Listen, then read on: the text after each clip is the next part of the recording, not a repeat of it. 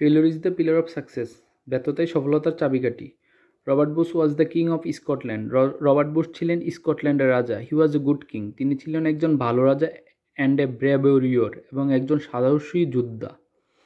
হি loved his country. সে তার দেশকে ভালোবাসত, অ্যান্ড সাবজেক্টস, প্রজাদেরকে, ভেরি ডিয়ারলি, খুবই আন্তরিকভাবে। His subjects had a great love for him. তার প্রজাদেরও তার প্রতি একটা বিশাল ভালোবাসা ছিল।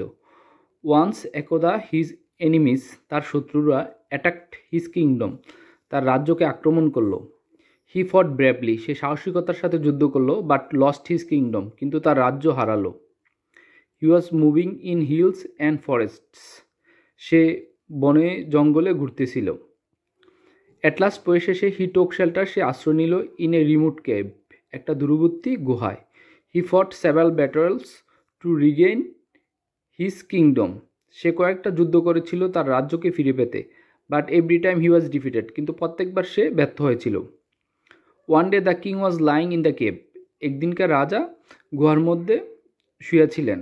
সাডেনলি, হঠাৎ, হি স এ স্পাইডার, তিনি একটা মাকড়সাকে দেখলেন, trying to reach the ceiling, ছাদে পুছার চেষ্টা করতেছে, অফ দ্য কেভ, গুহার।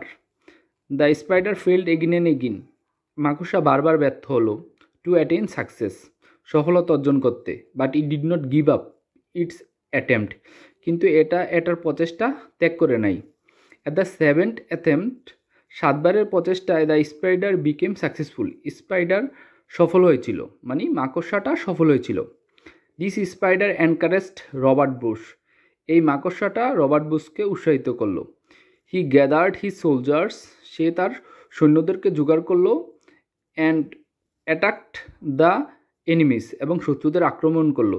দিস টাইম, এইবার, Robert Bush came out successful easily, এই সময় রবার্ট বুশ খুব সহজেই সফলতা অর্জন করেছিল। এই গল্পটা থেকে আমরা যা শিখলাম, বারবার চেষ্টা করতে হবে, এতে জীবনে সফল হওয়া যাবে।